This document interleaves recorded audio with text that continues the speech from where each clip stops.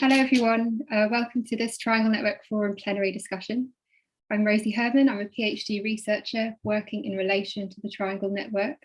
And this is the first event of the Triangle Network, sorry, the final event of the Triangle Network Forum.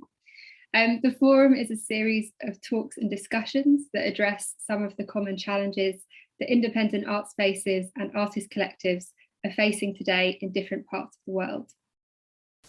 The forum has been enabled by the collaborative doctoral partnership established between Gasworks, the Centre for the Study of the Networked Image, and the Curating Contemporary Art programme at the Royal College of Art.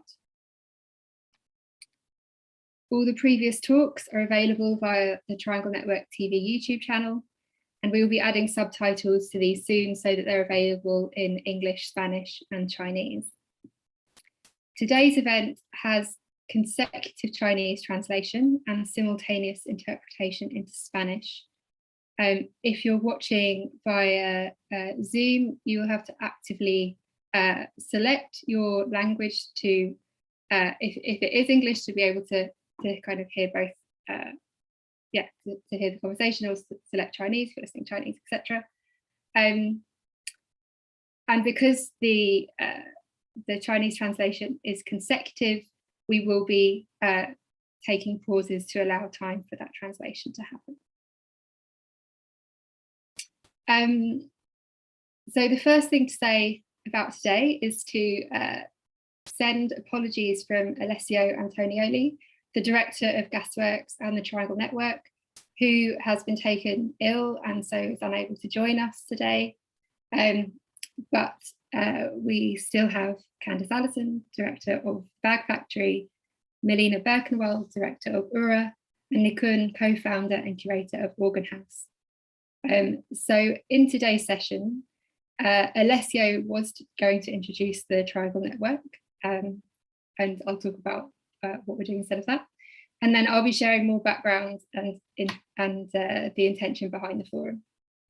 So each of the other panelists will then introduce their organisations and their response to the forum before we open up into a discussion. For the forum, we've set up an Etherpad so that we can collect questions and comments from across both Zoom and YouTube. We are sharing that link now, I hope, in the chat or soon. So please do post any questions you have here and we'll try and collate them and we can ask them at the end. So as I said, Alessio is not here to do the introduction to the Triangle Network. He's asked me to do that in his stead. I haven't prepared anything for this. I've obviously been researching the network for 3 years, so I do have a sense of the Triangle Network. I think in being asked to kind of do the introduction, I'm quite wary not to attempt to sort of speak on behalf of the network. I don't have that position as a researcher. Or also to try and define what it is, because I think what I found through my research is that that's quite a slippery question, and different people within the network have a slightly different understanding of what it is and how it works, and how they understand it. So I thought maybe I can talk a bit about historically what it has done and what it does now. And I've also suggested to the panelists that they might want to chip in with their understanding if they feel I have missed anything or have anything to add. So I'm going to leave some space for that to be translated.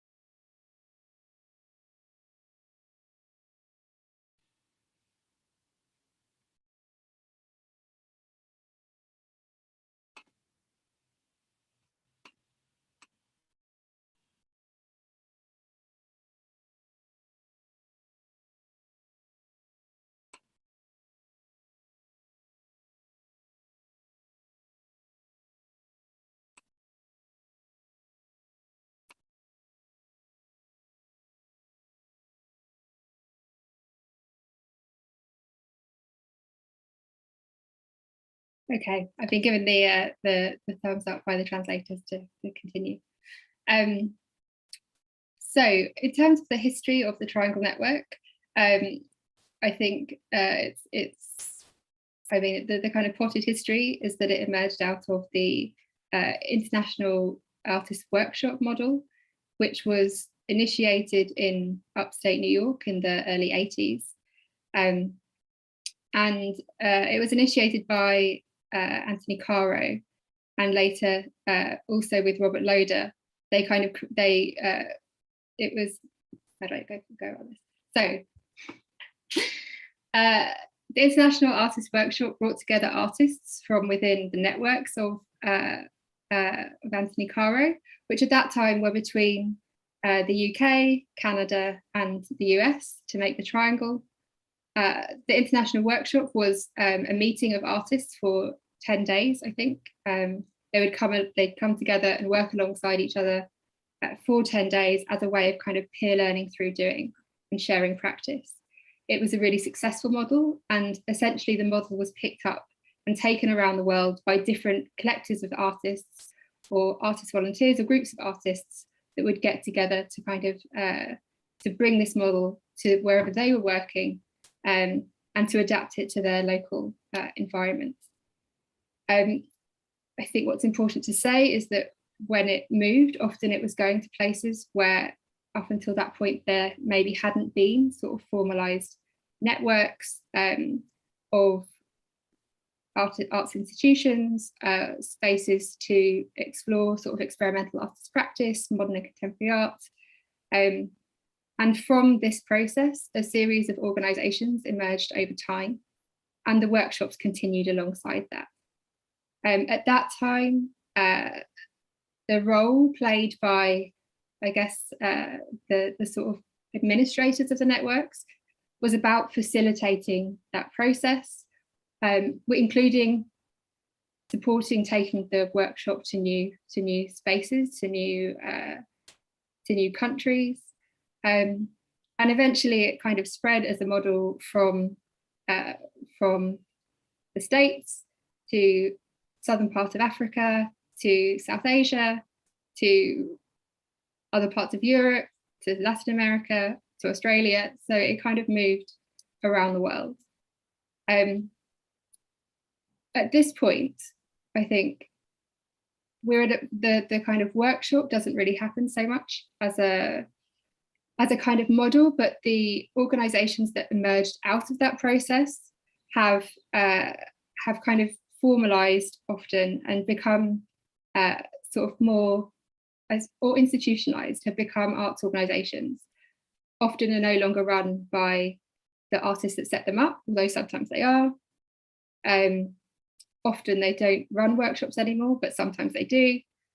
But there remains this kind of sense of a shared interest or a shared value in promoting artistic exchange, international exchange, running artist residencies, and supporting experimental artistic practice. So I think in terms of what the network does now, those kinds of values, I think, still underpin a lot of the organisations that are part of it, which includes organisations that don't share this history. So organisations have joined in more recent times that don't have the kind of international, haven't emerged from the international workshop model, but do run international artist residencies and are interested in kind of promoting artistic exchange and international exchange.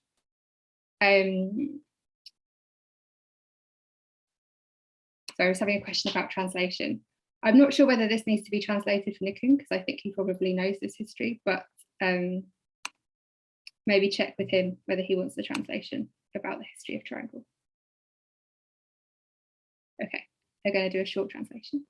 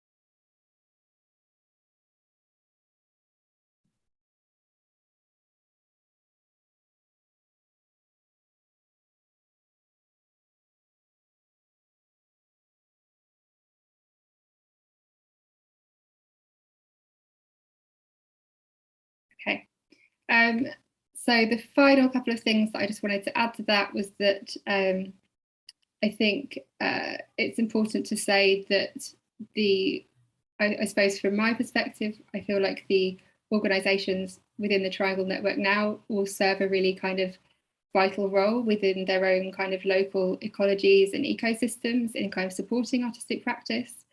And I also just wanted to reference the kind of the role of the network administrators. So in terms of Alessio's position, I think a lot of what the network does now is around providing informal support and kind of knowledge exchange between the partners or the organisations within the network. But there is also still a sense of like trying to raise funds to do particular projects. In the past, it was much easier to access large international funds, such as from the Ford Foundation, to facilitate workshops in different parts of the world and to support organisations in different parts of the world. Over time, those funds, I think, have become less accessible. And so, yeah, I think that the kind of the role of Triangle Network as a distributor of funding has kind of become less over time, and it doesn't have kind of its own core funding. It has to raise funds to do projects, which I think is maybe important in relation to how other networks potentially run. So it's more about kind of facilitation, I think, at this point.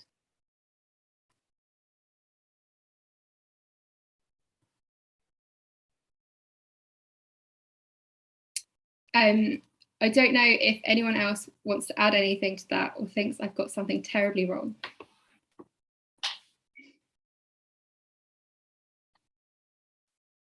No, got some. Great. So in terms of what I'm doing and the forum and how that's come about, I just wanted to give a brief introduction to that before handing over to our panelists today to talk about what they do as organisations within the network and their response to what's happened over the last couple of days as part of the forum.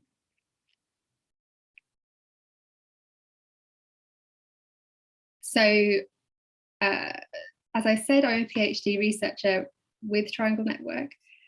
Essentially, what I've been doing over the last few years is exploring different ways that the Triangle Network can be produced online.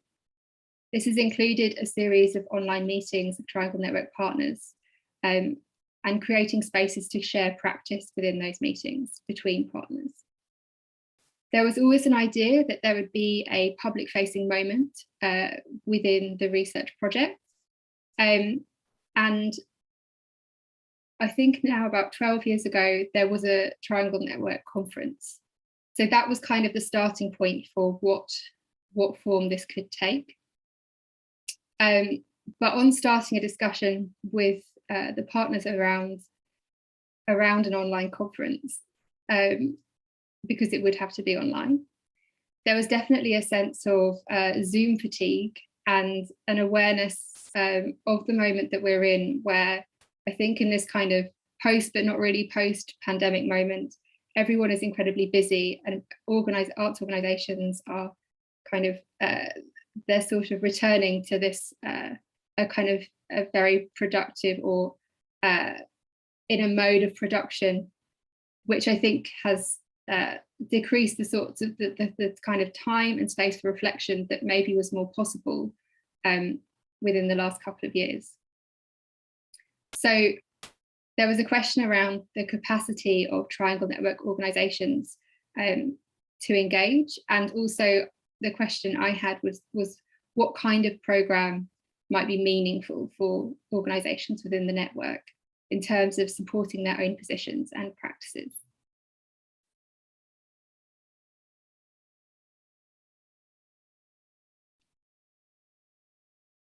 So one problem that was raised by an organisation in the network was an inability to speak freely due to censorship. Another problem was that, well, not a problem, but another organisation felt that the internal conversations that had been taking place remained the most valuable space for them. However, others were keen to kind of have this public facing moment to raise awareness of the network and the organisations within it. So it was about trying to find a form that kind of balanced these different concerns. And so taking all of these responses and considerations into account, the intention now of the forum is that it exists in two parts. So part one is this series of public talks. The talks aim to broaden or perhaps reinvigorate the internal conversations that we've been having through introducing different ideas or presenting different perspectives on work that is taking place or subjects that are of concern to Triangle Network partners. And if you've been following the programme, you'll be aware that the subjects addressed in the previous talks have been on maintenance, succession planning, precarity and censorship, which are all subjects that have been brought by people within the network, but which all resonate beyond a single context. And that was really important.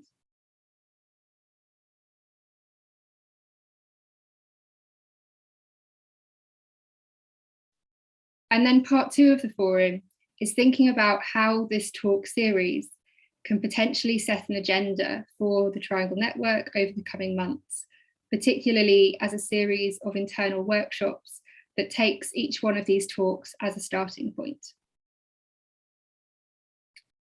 And then also beyond this, to think about how what has been said over the last few days might inform thinking and strategy for the Triangle Network and the organisations within it.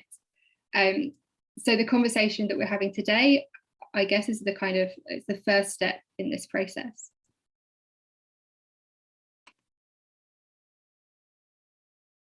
So my hope for the forum is that it provides some insight into a set of ideas and approaches that can be of use to organisations within Triangle Network, but also through the public facing element that it might resonate with other organisations and artists beyond.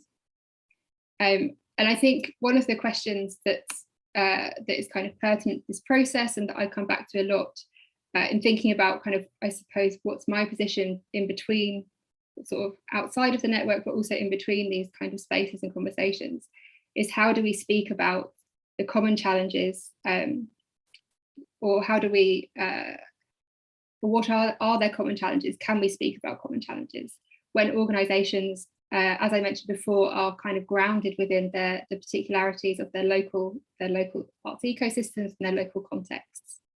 So that's one of the reasons I thought it would be interesting today to kind of hear from some of the organisations that have been listening and taking part or are in the Triangle Network, to begin to understand whether and how these subjects resonate with them.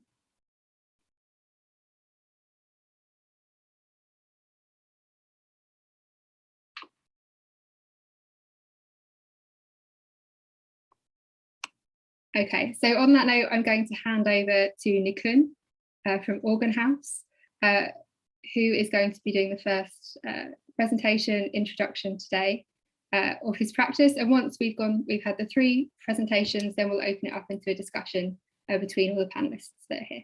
Okay, thank you, Nikun.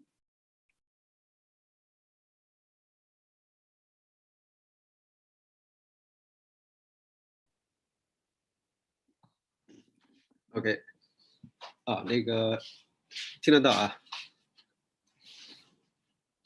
？Hello， 那个谢谢那个Rosie和那个三角艺术基金对这次这个项目本身这么多时间的一个准备，因为从2年以来，陆陆续续通过邮件呢也有很多讨论。其实当时也有提到，就是说怎样有更充分的一些基于，比如说不同语言之间的这种对话，它能够更好的促进三角团队之间的相互的一些就是说联系，以及基于大家不同工作所带来的一些方法上的一些激发。这点其实从我们 Organhaus 角度来说是特别有兴趣和热情去介入到这一个工作里面来，所以也蛮高兴的，能够有机会了，就是说以中文的方式跟大家进行交流。对。Organhaus 是在重庆，它是2006年成立的。其实从2007年开始的，就是我们就有明确把国际艺术家驻地和青年艺术家的实验项目作为我们的一个最基本的一个工作。其实这么多年来，其实我们也一直面临一个最基本的一个挑战，一个就是说，因为重庆它是在中国的西南部啊，它是一个内陆城市，它某方面来说，它不像北京、上海，包括广州，它有更多的天然就有的这种国际网络，所以这本身就是一个问题，就是说如何在比较普通的城市里头去做这样一个机构，这是当时我们自己的一个挑战这是一点。第二点呢，就是说，怎样在这个时间里边建立自己的一个其实就是建立自己的一个身份，也就是说你是谁，是需要我们通过大量的艺术不分的实践去尝试找到这样的一些回答。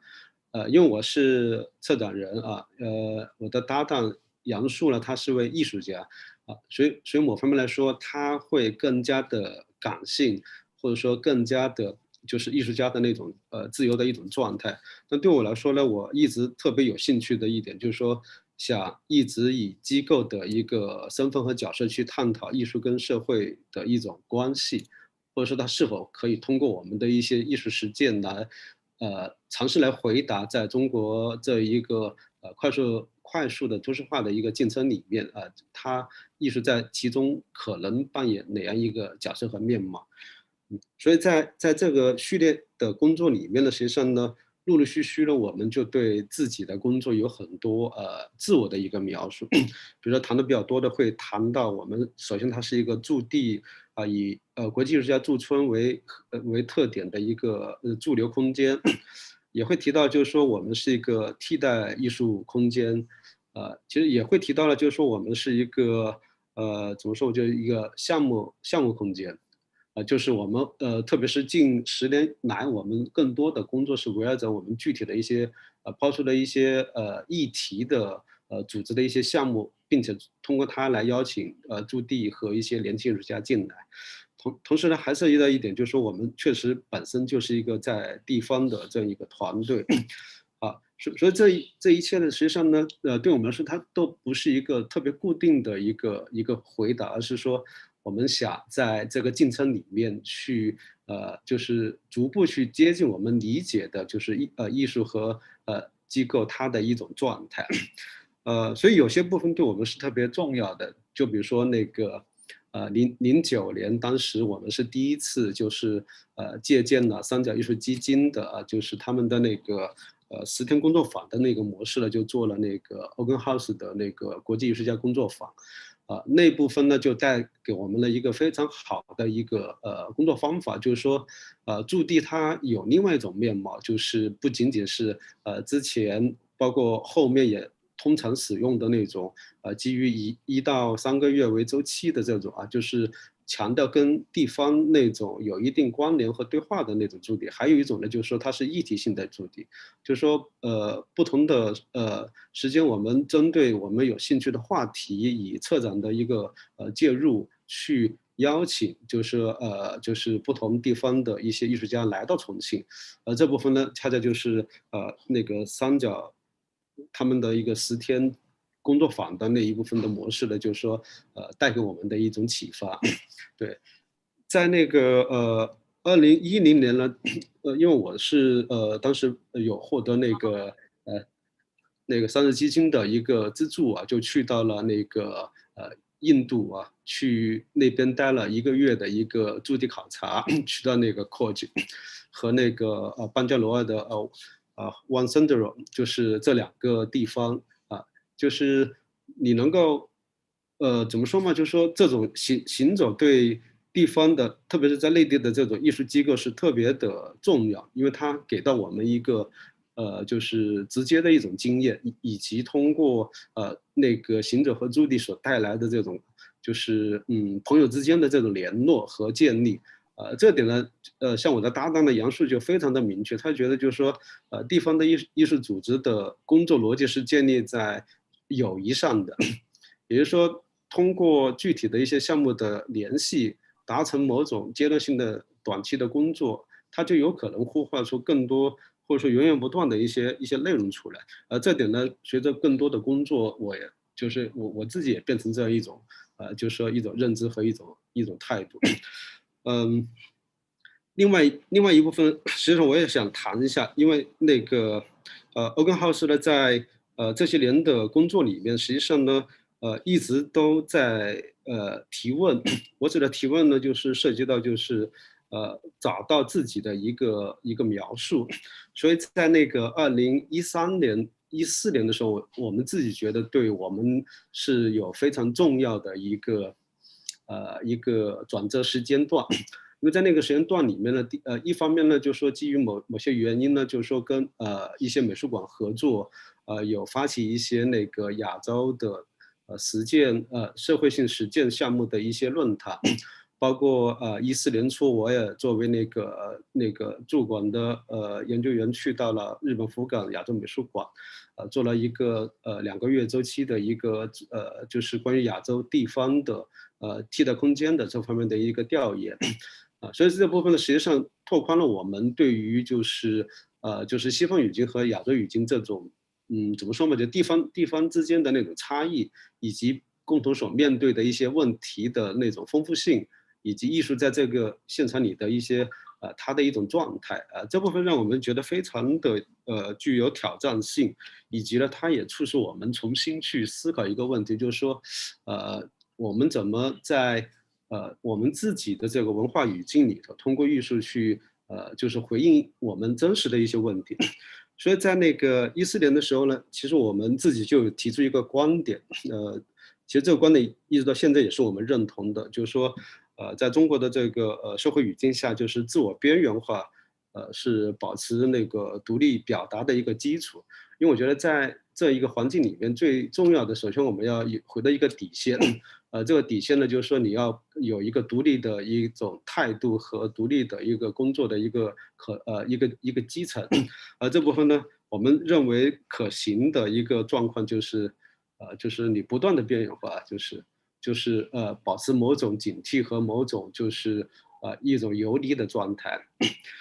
所以在这一个逻辑之下呢，就是说，因为基于有这样一个认知之后，在15年呢，实际上我们就尝试在这个基础上能够尝试找到更多的方法，所以在15年呢，实际上我们就有提出就是一个 Play City 就是游戏化的城市这样一个概念，就是鼓励我们合作的艺术家，包括我们邀约的一些驻地和那个青年艺术家的项目它进入到这样一个公共空间的一个城市现场，但它是一种游戏和快速的状态进入的，所以并且提出的就是说我们不是我们的工作在公共空间所实施的很多项目和工作，我们的目的不是想建立一个自下而上的这种就是关于一些基本的一些那个问题的探讨，而是说我们是否可以找到一种自下而下的一种行动的可能性这不是这个部分呢是我们觉得比较有兴趣去做的所以在那几年里头呢，实际上我们也发现了比较多的就是跟城市和公共空间有关的一些项目包括那个城市行走包括在工厂的一个长期项目，就是HW 工厂计划，对，包括我们在乡村就是结合艺术家驻地和那个田野调查在内的一些基于中国的那个新的农村政策所做的一些那个公共项目还包括前几年的那个城市拆迁区它在进城里面在那个一些城中村在这个拆迁进城里面所遇到的一些问题，而艺术家作为一个观察和表达的一个角色，他对他的一个通过艺术方式对他的一个探讨所以这些实际上呢都让我们觉得就是说我们可以找到某种角色去进入到那个一个工作现场，但这部分又特别的困难。我指的困难就是说，在我们特别是这疫情这些年以来啊，就是可能18年之后啊，就是说关于公共表达的空间不断在萎缩啊。当然这种萎缩呢，一方面是由那个资本所带来的，也就是说现在在中国还保留着独立创作的一种状态的艺术家、艺术小组啊，包括机构、包括美术馆都非常的怎么说被挤压。就是能够正常运转的，其实背后都有很多那个相对来说有一些稳定的资金的一些支持。那这些问题对于那种我们这种小空间来说就特别的困难，也就是说你会在这个进程里头不断的往后退，就是说退的过程里面才能够找到我们可以工作的一个半径。但这个也是，就是某方面说，我觉得也是一个比较普遍的现阶段会遇到的一个困扰，就是说，在现在的这一个整个就是越来越保守的一个世界现场里面，就是文化，特别是关于这种比较强调艺术跟社会这种探讨的那个一些艺术实践，它所能够有的这种就是空间是越来越被限制。好，这部分呢是我们在这些年在国内这个现场里面呢，或者说我们在重庆这个现场里头呢，就一直在做的一个工作的一个基本框架。但另外还有一点，我觉得也想跟大家那个分享一下，就是说，当我们很难直接建立艺术跟社会的这种对话，以及通过艺术对于一些基本问题的那个探讨。和对一些基本问题的建设所带来的比如说自下而上的这种就是工作逻辑的一些表达的时候呢，实际上呢，我们自己找到的一个逻辑呢，就是关于比较对话，特别是在跨文化语境下的这种联合项目的一些策划和那个工作。所以从这个理解来看呢，就是我们这几年特别是跟亚洲的一些伙伴比如说在那个日本和在泰国包括在印尼那边的一些机构的联动，我们自己觉得对我们的目前的状态是非常的重要。因为一方面来说，我们有比较多的就是说一个大的一个就是二战以后所带来的这个都市化的一个语境和背景，就有很多类似的一种处境包括普遍存在的这种就是说比较就是高压的这种审查制度但另外一方面来说，在这个城市现场里面呢，它的丰富性也是让我们特别关注的。所以我们这几年呢是依托那个一个项目叫做亚洲酒店这个计划呢，就是说以行走和旅游的一种状态来去尝试去到不同的合作机构的城市跟他们的策展人、艺术家以及一些包括机构的运营者就是共同在行走的同时呢，就是分享我们对于就是一些一些议题的一些观点。当然，在亚洲酒店呢，还有一个讨论的一个具体对象呢，就是关于那个风景就这部分的一个讨论。这部分也是我们觉得就是说可以尝试，还能够去在公共领域。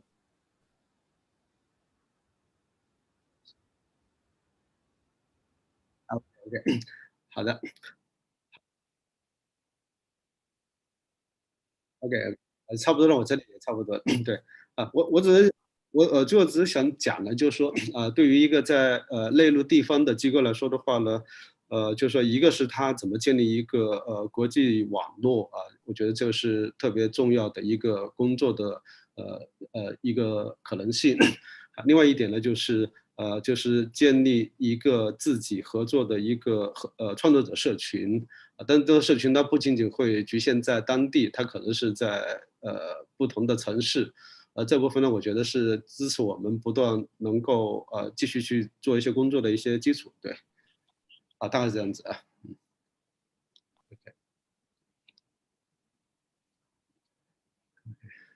Thank you very much, Nikun. I'm going to hand straight over to Candice.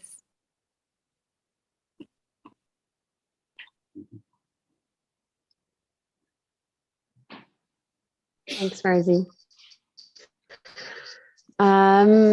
Yeah, I'm Candace Ellison. I'm the director of the Bag Factory Artist Studios, which is in Johannesburg, South Africa.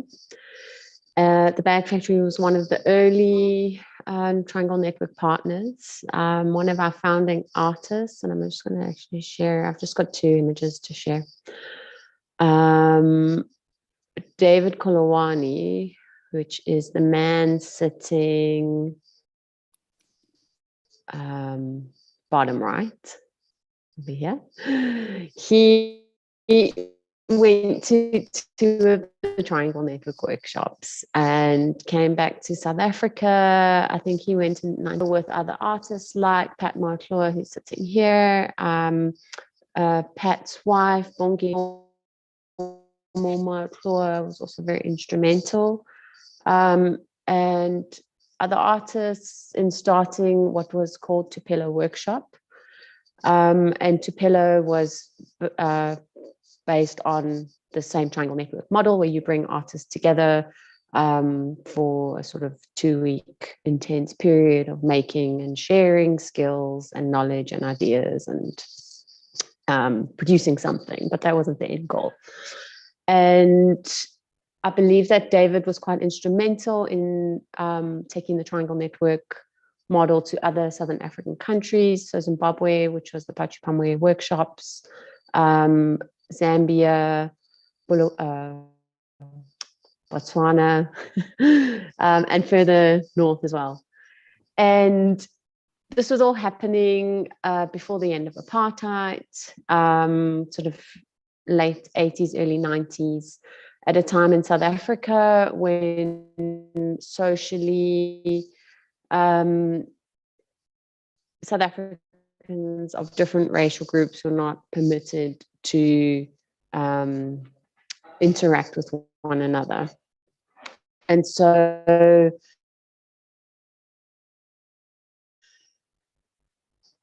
like galleries couldn't exhibit this, they couldn't have events of Black artists were there, and the police were really like strict to 1991. And this woman here, Sandra Burnett, David, and Robert Loader have all connected through the Triangle Network. And they are talking about starting a physical space, creating a space where artists of different racial groups, different education levels, because at the time, of course, Black artists couldn't go to universities or participate in formal education, could come together, work in one space, exhibit together, and have a space where they could, you know, have studio space where they could come and work and, I guess, free them in their minds and their imaginations from the socio-political issues at the time. And so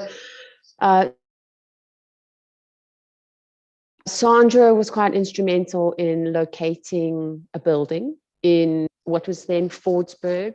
The border has shifted slightly. We're now in Newtown, but it was a great protest were happening around that space. And they found an old Hessian bag factory.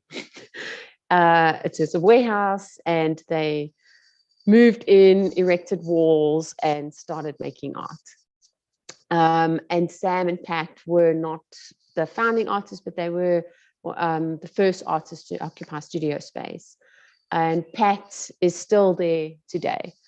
So it's been a long process of 31 years of people leaving. And Pat has stayed there as like a real consistent force, or we'd call him our institutional memory. And so it was initially studio space, and then in 1996, the artist residency program was launched, which was now apartheid had ended, and the boycotts and the cultural boycott had ended, and South Africa was open for the world to come and visit. And throughout the years, we've continued running workshops, professional skills development workshops are integral to our program. We run exhibitions. And we've also been one of the few spaces that has been at the forefront of curatorial development in South Africa. And currently we're one of the only spaces that runs a formal curatorial residency program. And I love this picture because you've got the three artists and then you have Sandra, who's the administrator. And the narrative about the Bag Factory is that it's an artist-initiated, artist-run space.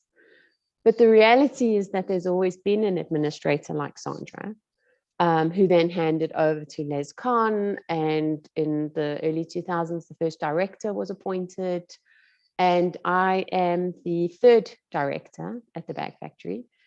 And the office, as the artists call us, which is the administrators, are the engine room of the organization. So we drive it and we push it forward. And why I'm mentioning this is because so various things have happened and I'm leaving the organization. So the idea of succession planning has been very interesting to me. It's something that I think the Bag Factory has done several times. So we're not afraid of sort of directors coming in, shaping the organization and moving on and handing the baton over to the next person. But we opened the forum with a conversation about maintenance. And really, it's more than just maintenance of a building. And I won't go into it too much. It's more than maintenance of a building. It's maintenance of a community, maintenance of a legacy, and maintenance of a future. And this is a question that has come up in various forms. But last week, I think I was speaking to the other two administrators in the office. And Sophia's project around maintenance came at a very interesting time. And it's kind of pushing back onto the artists in the building, that they're also responsible for steering the space. And this was a question we asked ourselves in the office: who's responsible for the legacy and the future of the organization? And I say this because we own the building now, and we are embarking on a very big, very expensive project to redesign the building and improve it. And sorry, baby, I don't know if you can hear him having a bit of a moan. And we had been feeling in the office that this responsibility was resting on the shoulders of three people. And it's a heavy weight to carry. And the Bag Factory it's always talked about, and people think about it as a community, more than a space, more than the art that we produce and the residencies that we host. We're a community of artists, and it's a community of alumni. And I guess pushing back, provoking the artists and reaching up to our board and provoking the alumni and really saying that if we want this organization to move forward, and I love the conversation on precarity because this is where we're existing. If we want to move it forward, that it is a community that has to take responsibility and has to do that. So I think this forum comes at the right time because, of course, we're not just a community, Bag Factory community, we're also a community that's part of the Triangle Network. And it has been important, and it has been comforting, even in recent years, to feel the support of the network around us, to be able to reach out to partners like Gasworks and 32 Degrees East, who have done what we want to do, and to learn from their experiences and to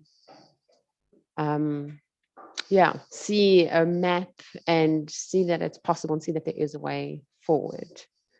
So I'm going to just forward picture to this picture.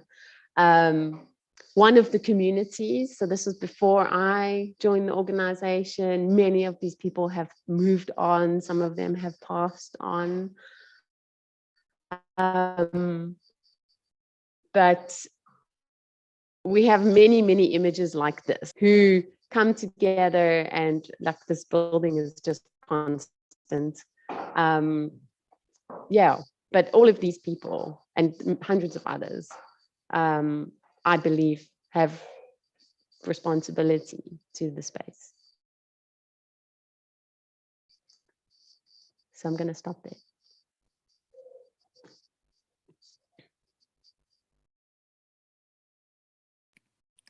Thank you, Candice. Let's move on to Melina, and then after that we'll open this up for discussion. I feel like we're running a little bit behind, but if people are all right to go over time by five minutes or so, hopefully we can still have a bit of a chat afterwards. So yeah, Melina, if you could share your presentation, please. Yes. Good morning. I'm Melina Berkenwald. I direct URRA. It's an organization that I started in 2010 in Argentina. Thank you very much for inviting me to this plenary session and to the forum. I'm very happy to share some ideas and comments. The 4 panels were very intense, and they really resonated in many ways in relation to the situation of URRA at present. URRA is a non-profit organization. I founded it and directed since its beginning. I'm a visual artist as well, and I started thinking of the residency and the program of URRA that runs different residencies also as an artist, although I don't participate in the programs, of course. In the past, I participated in some workshops from Triangle. That's where all started, so I'm very thankful to that. It gave me a lot of ideas and tools, and the experience itself of participating in these workshops or short residencies, I call them as well. And it created a small network, but very strong. Small in the sense that it's not that many people, but it's very strong in relation to having a feeling of the world, because it's an international network that now it's Triangle, and it was Triangle, but I was not part in the beginning, but now with URRA, URRA is part of the network. URRA started with no space, and it owns no building. So that in a way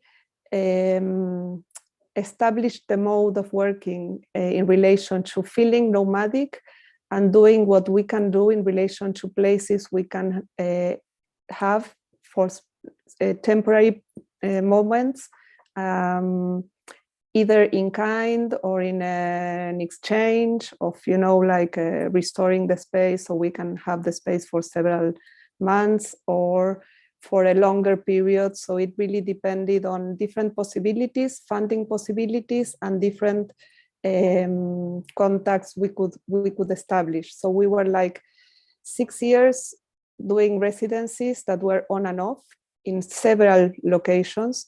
And for the last 6 years till December, we had a space in kind in Tigre, in the outskirts of Buenos Aires. We started working in the city, and the last 6 years we started developing an ongoing program in Tigre, in the outskirts, but suddenly we had to move.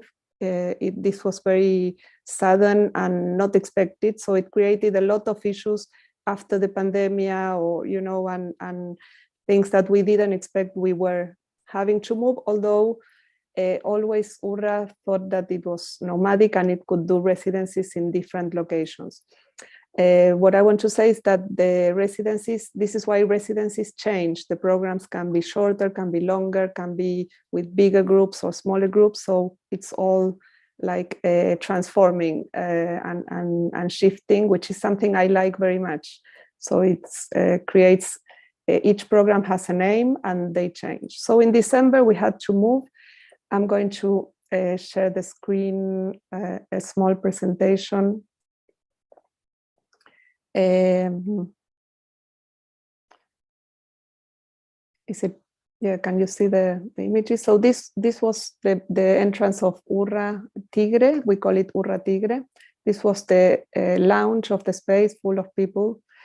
And basically what resonated in these talks was, you know, what we put into the building. And in a way, I'm going to quickly show, you know, when we had the building, it was part of it, it was restored, renovated. This was the house, not the studio, but then after several years, we got funding to renovate it. So this is how it was in the beginning, and this was how we painted it. We painted the floor, we put new lights, so before and after. And also, you know, it resonated me a lot what in the first talk where Candice was, you know, this idea of the nature, no, planting a tree, how, you know, you are also attached to a place in relation not only to the building and the artists that pass through it, but also, you know, the plants, the nature and the whole environment. I was thinking a lot about the sustainability and issues that have to do also with nature. So this was the beginning of the place, and then when we left, it was full of plants, and you know, even one artist restored the pavement at the entrance. So, but I don't want to focus in this building necessarily, but mostly this idea of keeping a place, no, like Candice was saying, it's not only it's difficult to fund the programs, and it's very difficult to fund the keeping the maintenance of the place, you know, all the things that you put into the place and you have to do to keep it running. But it really resonated me, the issue about nature. So what, you know, I not only I miss the place, but I also miss leaving these plants behind and all this history of growing, you know, that they show the growing of a place and the contact with the neighbors and with the community. And as I said, although we always thought we like moving from one place to another, we also realized that we do need a base. I've been like 6 months thinking, well, let's go back to this nomadic mode that we had in the beginning. So we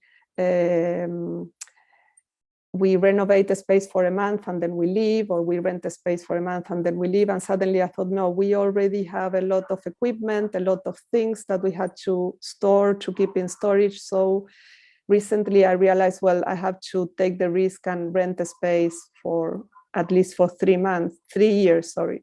So we just started, like, we decided to rent a space and to take that risk and to start a patrons scheme that we didn't have, to see if we can keep going and keep running, but have a base from where to also do maybe other programs outside of the city, because this space we just rented, it's in the city center. We're back in the city, we were in the outskirts, and start working there.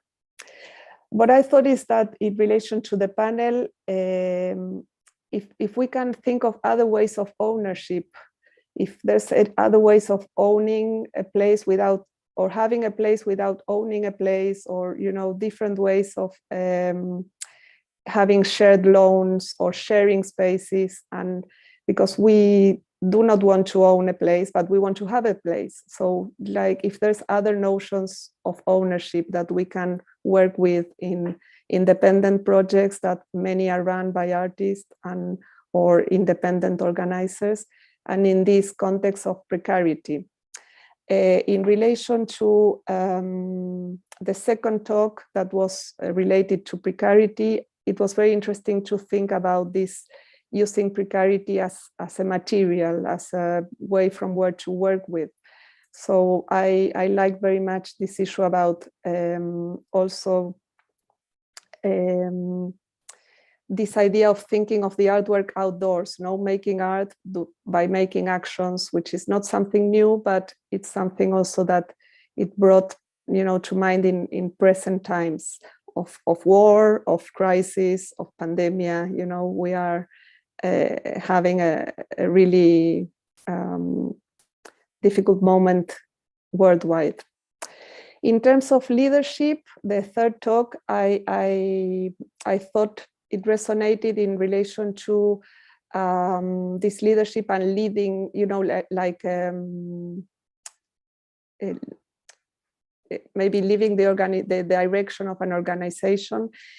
Recently in Argentina, in the pandemic, we created a network called Quinto of Argentine residency programs. So we grouped together to see how we could deal with the pandemic, all the difficulties that were taking place, that we all had to close our doors. And in this network, it's an Argentinian network, very recent but very strong. We all talk about this situation that we are very small teams. We are only in some cases we have teams that are temporary, and we don't have funding to have a permanent team to run the residency. So this is something related to this, again, the precarity and the situation of funding issues. And most of the residencies of this network, that we are like 30 approximately, we are really small teams, some of them even one person per program, per residency. And then finally, to talk a bit about censorship, because I wanted to run through the 4 panels that took place. I was really surprised how it resonated in myself and in relation to URRA and to the context, because I thought, well, since '83 we have democracy, you know, and but really it was really interesting the way it made me think a lot about the sensitivity we work with, you know, as organizers and with artists and curators and other participants that are part of our programs and our community, and the fragility we have now in terms of power relations that take place also in the art system. So it really resonated a lot. I don't want to extend a lot because we have very little time, but you know, all the panels, you know, really made me think about issues that can be one panel in itself. But I really thought about, Jack was talking about erasure, no? So sometimes I felt in relation to some of the programs that are small or are independent or are, you know, have a different sort of a structure, that sometimes it resonated in relation to this idea of erasure, resonated a lot in the idea of sometimes not naming, no? Sometimes some participants forget to name the residency program, or some partners forget to name, and it brings me to this issue of the disappears that are part of the history of my country. So sometimes this idea of erasure, I can make a parallel with this idea of disappearance.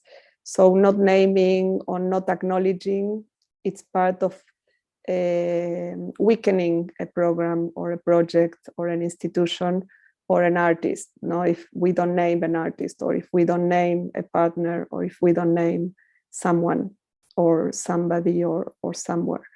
So the common challenges, well, of course, they have to do a lot with funding, the possibility of sharing in the network, in Triangle. How can we create, continue working together and helping each other? I think of transparency as well, and I think of maybe conversations without a predetermined theme, you know, like conversations about today, about the present, that can be once per month, where we can share situations, problems, issues. You know, some things are very helpful if they are planned, but some things are, sometimes you have like issues going on at present that happened yesterday and you want to talk about them, and it's like a forum or a place to to share those and to find solutions together. So of course I'm forgetting things. I may share the screen again just to finish. A few more minutes. Rosie, is that fine? I think if I could give you maybe 1 or 2, 1 minute. 1 minute. Yes, just 1 minute to finish. Yeah. And so just to show, you know, where we were in Tigre here, the city's here. Now we rented a space just in the city center, very different, as you can see. It's one flat, not the building, and we are restoring. So, you know, also part of our work is restoring. I like very much this, you know, taking care of the plants, taking care of the community, of course, but also taking care of the buildings. You know, in all the places where we've been, we have made that, you know, we had this issue of restoring places and what's the term? Yeah, keeping places and keeping the environment and the patrimony, the legacy, no, the legacy of a place. So we're starting a new phase, and you know, all these issues of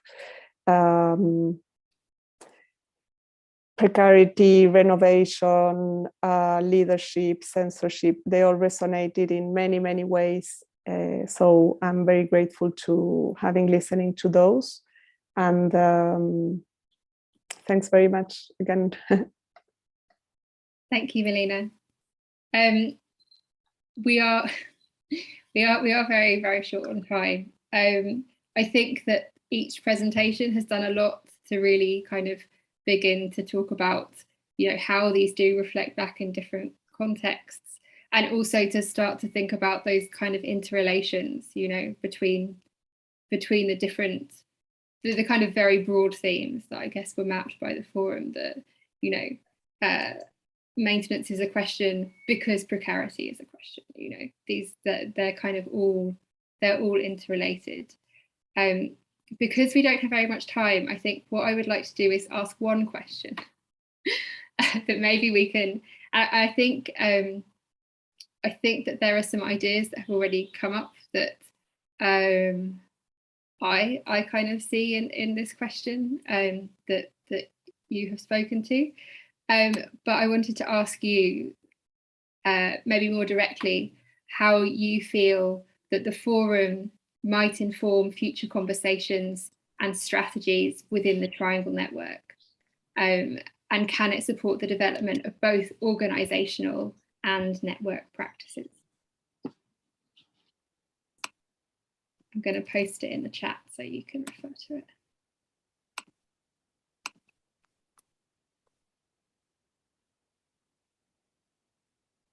So if anyone would like to come in on that.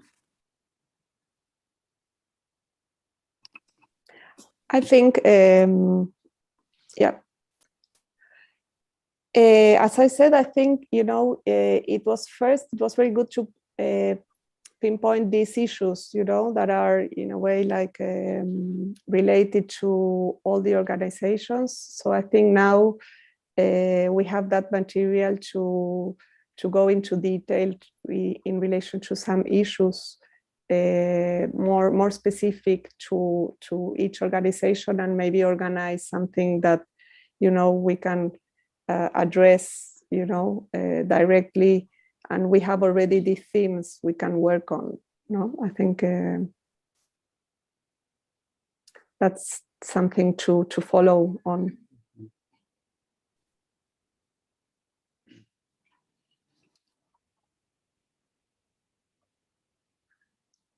对，我蛮赞同那个玛丽娜说的那些，就是因为商圈网络它存在很大的一个价值，就是说它有那么多不一样的文化背景下面的这些团队在做自己的工作，这部分呢恰恰是它最有活力的部分。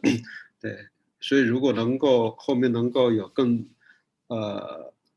一种是自由的探讨，一种是更具体的聚焦在某一些细节上的一些工作，包括因为现在确实国际旅行没那么方便啊，某方面来说会造成一些障碍，但是类似像那个论坛就是一个替代的一种状况，但真实更加重要，我自己觉得，所以我觉得肯定要让它滚动起来。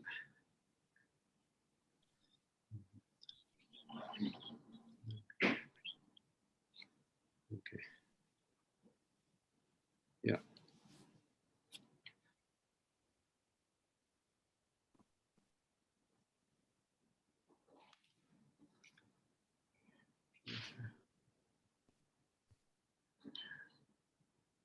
Okay. So I think, yeah, I mean, I agree with what Melina and you both said. I also think, you know, what's been so interesting is that we can become so caught up in the locality of where we are situated, and the very individual particulars of the countries in which we operate, and the sort of context in which we operate. And I suppose, like, I'll just say for me, one of the blessings that came out of COVID in South Africa specifically was that previously any government arts funding, which is precarious enough and dwindling enough, and there's enough discussions around misuse of funds, but there was never an option to pay artists fees. It was kind of not really included in funding applications.